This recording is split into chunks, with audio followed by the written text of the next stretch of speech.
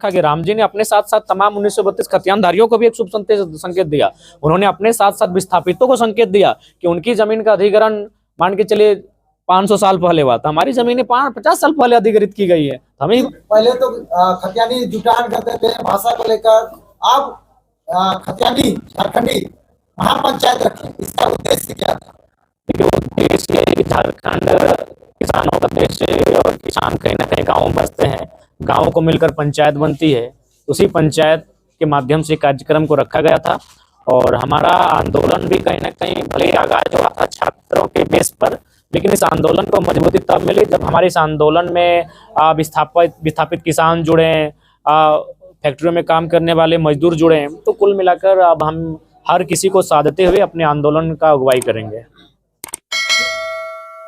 आपने तो घोषणा कर दी गिरिडीह लोकसभा, अभी जिस तरह से सोशल मीडिया में और बैनर पोस्टरों में दिख रही है, हजारीबाग लोकसभा में संजय मेहता की, हाँ बिल्कुल दावेदारी रहेगी, उनकी दावेदारी रहेगी, लेकिन चूंकि हम लोग चाहेंगे कि उसको मीडिया कॉन्फ्रेंस के माध्यम से बाकायदा लिखित कहें और गणतंत्र दिवस के शुभ अवसर पर कहेंगे।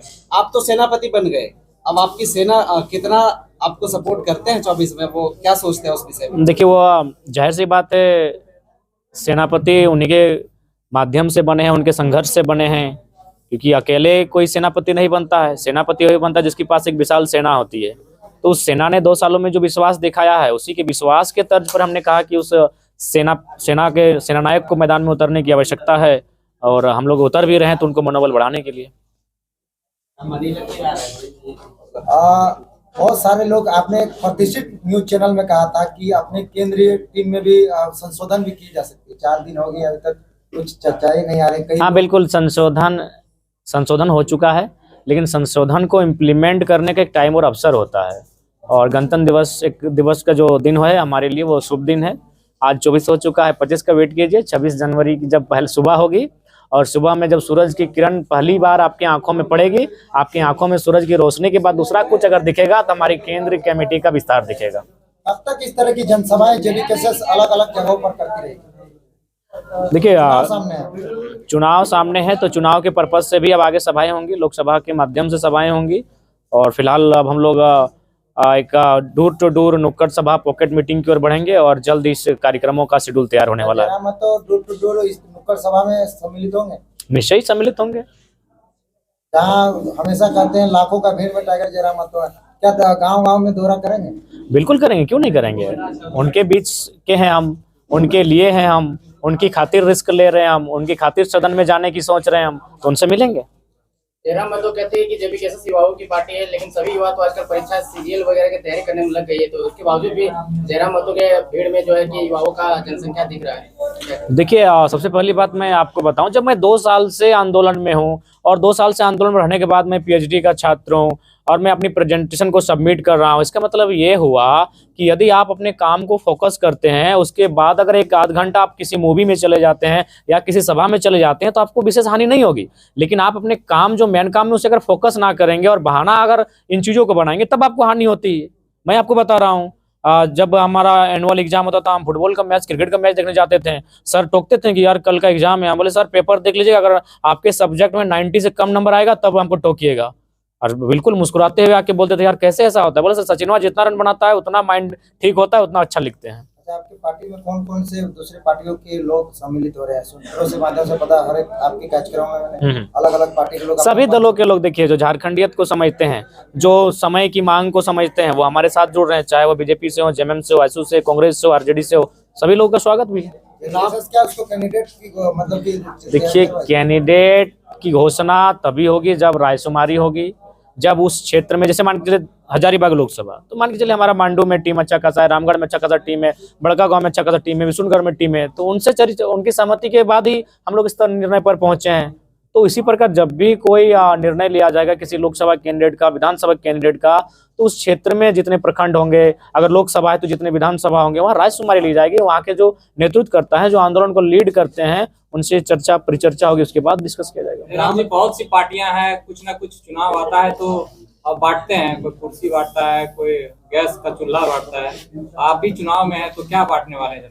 हम लोग कानून की किताबें बांटेंगे, संविधान की किताबें बांटेंगे, हम लोग के पास जो जानकारी है उसे साझा करेंगे, हम लोग प्यार बांटेंगे, हम लोग इंफॉर्मेशन बांटेंगे, हम लोग इस राज्य के भला कैसे उस पर चर्चा परिचर्चा करेंगे। हम लोग धन बल का किसी प्रकार से कोई प्रयोग नहीं करेंगे।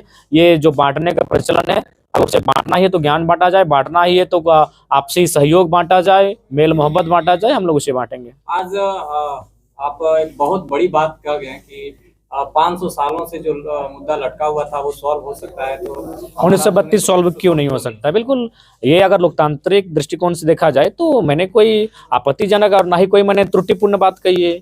मैंने एक तार्किक बात कही है। आखिर ये जो मैंने संघर्ष चल रहा था ये कई वर्षों पुराना था, कई दशकों कई वर्षों पुराना था, तो आखिर उसका समस्या जो थी उसका समाधान लोकतांत्रिक तरीके से हुआ। तो हमारी भी जो मांगे 1932 आधारित स्थानीय नीति, जो लोग अंग्रेजों का टैगलाइन का हवाला देते हैं, उसका भी समाधान होना चाहिए लोकतांत्रिक ढांचे से। संविधान लेकर के आप चलते हैं, लोकतंत्र पर बहुत भरोसा है, तो क्या लग रहा है 1932 का जो मसला है सॉल्व नहीं हो सकता? बिल्कुल हो सकता है। वही तर्क हमने रखा कि राम जी ने अपने साथ साथ तमाम 1932 खतियानधारियों को भी एक शुभ संकेत दिया। उन्होंने अपने साथ साथ विस्थापितों को संकेत दिया कि उनकी जमीन का अधिग्रहण मान के चलिए 500 साल पहले हुआ था, हमारी जमीनें 50 साल पहले अधिग्रहित की गई है, हमें ही वापस मिलना चाहिए। तो वही हमने तर्क दिया कि उन्होंने विस्थापितों को भी हिम्मत दिया। राम के नाम को लेकर के लगातार राजनीति की जाती है, क्या उनके देखिए, हम लोग धर्म की राजनीति नहीं करेंगे। धर्म सबका है और भारत का संविधान भी 25 आर्टिकल कहता है धर्म को अंतःकरण से मानने की आपको स्वतंत्रता है। हम लोग भारत में मान्यता प्राप्त 10 धर्म है, 11वां के लिए सरना कोड की मांग कही जा रही है। तो हम लोग सभी का सम्मान करते हैं, सबकी विचारधारा का सम्मान करते हैं। यही भारत की खूबसूरती है कि भारत के युवा भगत सिंह को भी मानते हैं और धार्मिक भी हैं। जयराम महतो कहते हैं कि हम 6 लोकसभा सीटों में चुनाव लड़ेंगे, अगर 6 सांसद इनके पास अगर आ जाते हैं तो क्या वो 1932 लागू करवा देंगे? बिल्कुल, हम लोग जब दिल्ली जाएंगे तो दिल्ली का मुद्दा होगा। जब हम लोग 6 सांसद जीतेंगे तो जाहिर सी बात है 6 गुना 6 36, यानी हमको लगता है तब हमारे विधायकों की संख्या भी तो 25 हो जाएगी। अगर 6 सांसद हमारे पास आते हैं तो हमारे पास 25 विधायक आ जाएंगे। तो 25 विधायक आएंगे तो राज्य की जो सरकार बनेगी उसमें हम निर्णायक रहेंगे। तो ये राज्य का विषय है। तब हम लोग राज्य में 1932, 1964, 1956, 1908 तथा अन्य कॉलम को जोड़ते हुए हम लोग स्थानीय नीति को प्रभावी रूप से लागू करेंगे। पुराने साथियों की बात की जाए तो युवा क्रांतिकारी आपको शामिल हो गए हैं, उसके बाद अन्य नाम भी लगातार चर्चा में आ रहे थे कि वो भी शामिल होंगे, तो कब शामिल होने वाले हैं? देखिए, हम लोगों ने दिल खोल दिया है, दिल खोल के सबको खुला आमंत्रण किया है। वो सूचना देंगे और उस सूचना के बाद हम लोग एक सभा का ऑर्गेनाइज होगा और वहाँ उन्हें आदर सत्कार सम्मान के साथ वापसी कराई जाएगी। पार्टी के क्या नाम रहेगी? देखिए, पार्टी का नाम अभी तक तय नहीं हो पाया है, क्योंकि कुछ त्रुटियां या फिर कुछ अड़चने। क्योंकि देखिए, सबसे पहली बात है, ये सवाल बार बार आता है पार्टी को लेकर। बहुत सारे लोग हम पे ये भी आरोप लगाते हैं कि भाई ये लोग पार्टी नहीं बना पाए तो कैसे आगे बढ़ेंगे। तो हम उनको यही कहना चाहेंगे कि हम लोग चुनाव लड़ने के पर्पज से आए ही नहीं थे। हम लोग तो आंदोलन करने आए थे, राजनीति हमारी महत्वाकांक्षा नहीं थी। शुरू से हमारा स्टेटमेंट देखिए कि हम लोग तो कविता लिखने वाले, पीएचडी करने वाले छात्र हैं। अगर सरकार नियम बनाती है हम लोग वापस चले जाएंगे पढ़ने के लिए। जब 2 साल बीता, 2.5 साल बीता, जब इस राज्य के युवाओं को एक हताशा निराशा लगी, तब हम लोग विकल्प के रूप में आए हैं। तब हम लोग निर्णय लिया कि हमें पॉलिटिक्स में आना चाहिए और हमने जून के महीने में निर्णय लिया। आज देखिए, मोटा मोटी जनवरी का महीना चल रहा है, वो 6ठा महीना था, ये 13वां महीना उस हिसाब से, यानी 6-7 महीना हुआ है। तो जो तैयारियां हुई थी पार्टी को बनाने के लिए, वो तैयारियां हम लोग फुलफिल किए हैं। बाकायदा हम लोग अपने हाथों से फॉर्म फिलअप किए हैं। तो उम्मीद करते हैं कि कुछ त्रुटियां ना हो, कुछ अड़चने ना हो, कुछ लोगों की साजिशें ना हो, तो हमारे पास लोकसभा तक हमारी पार्टी होगी और उसी के आधार पर हम चुनाव लड़ेंगे। जयराम जी, राम के इस माहौल में जयराम अपना कार्ड खेल गया, हनुमान जी का पूजा अर्चना किया आप झारखंडी धाम में, कार्ड खेले क्या नहीं? देखिए, नहीं, वैसा कोई उद्देश्य नहीं था। हम लोग चुनावी पर्पज से नहीं, हमारा उस क्षेत्र में कार्यक्रम था। झारखंडी धाम काफ़ी प्रसिद्ध है और वहाँ हमारे जब संगठन है वो राजधनवार और जमुआ की सीमा पड़ती है, वहाँ हमारा संगठन मजबूत है। तो वहाँ जो हमारे संगठन के साथी थे, मनोज दा थे, राजदेश सर थे, हमारे रोहित दा हैं और तमाम साथी थे। उन्होंने कहा कि चलिए, झारखंड का ऐतिहासिक धरोहर है, कम से कम आइए एक दिन यहाँ भी व्यतीत किया जाए। तो फिर हम लोग उस पर्पज से गए थे। हम लोग देखिए, कभी धर्म के नाम पर चुनावी राजनीति में नहीं आएंगे, जात के नाम पर चुनावी राजनीति में नहीं आएंगे। हम लोग जब भी चुनाव की राजनीति में आएंगे, मुद्दों के साथ आएंगे, शिक्षा के साथ आएंगे, रोजगार के साथ आएंगे, पलायन विस्थापन के साथ आएंगे, रोटी के मुद्दे के साथ आएंगे। पुनः कहेंगे, आस्था सबकी है, सभी की आस्था का हम सम्मान करते हैं और सदैव करेंगे। अच्छा, जिस तरह से आप गिरिडीह लोकसभा में चुनाव लड़ने की बात कह रहे हैं, तो किन किन मुद्दों के साथ लोगों के बीच जा रहे हैं? और वो मुद्दा जो है कहीं ना कहीं वहाँ पे नेता मंत्री जो होंगे, जो भी कदावर नेता ही होंगे, तो उनसे क्या पाला भिड़ रहा है कि उन लोग की बात और आपकी बात को समझने में आदमी जो है ठीक समझ पाए? देखिए, हमारे मुद्दे गिरिडीह लोकसभा के लिए स्पष्ट है। गिरिडीह लोकसभा जो पारसनाथ की सीमा के आसपास आगाज होता है और झुमरा की सीमा के आसपास अंत होता है। और इन्हीं दोनों के बीच बहुत सारी चीज़ें हमें देखने को मिलती है। आपका वह पर्यटन क्षेत्र के रूप में हमें देखने को मिलता है, वही क्षेत्र हमें खेत खलिहान बाग बगीचों से भरा हुआ देखने को मिलता है, वही क्षेत्र हमारा राज्य नेशनल हाईवे के रूप में देखने को मिलता है, वही क्षेत्र हमारा माइंस के रूप में देखा जाता है। उसी क्षेत्र में डीबीसी जैसे कई प्लांट है, उसी क्षेत्र में इंडस्ट्रियल बेल्ट जैसे कई उद्योग स्थापित हैं। तो कुल मिलाकर गिरिडीह लोकसभा बहुवैकल्पिक मार्ग प्रदान करता है इस राज्य की उन्नति के लिए, उस क्षेत्र की उन्नति के लिए, बशर्ते जो जनप्रतिनिधि है उनकी नीयत अगर स्पष्ट हो जाएगी, नीयत अगर ठीक हो जाएगी, तो मुझे लगता है गिरिडीह लोकसभा जब अगर एक बेहतरीन नेतृत्व में आपके अधीन होगा, तो जिस दिन अधीन होगा उसी दिन मुझे लगता है कम से कम 2 से 3 हजार रोजगार का सृजन होगा। आप बाहरियों का हमेशा विरोध करते हुए नहीं, बाहरियों का हमने तार्किक विरोध किया है। आप लोग थोड़ा सा दिग्भ्रमित ना करें। मैंने कभी किसी डीसी का विरोध नहीं किया है, मैंने किसी वीसी का विरोध नहीं किया है। अगर कोई चपरासी बन के जमादार हवलदार बन के आएगा तो मैं उनसे असहमति रखता हूँ, मैं उनका विरोध करता हूँ। इस स्टैंड पर मैं शुरू से कायम हूँ।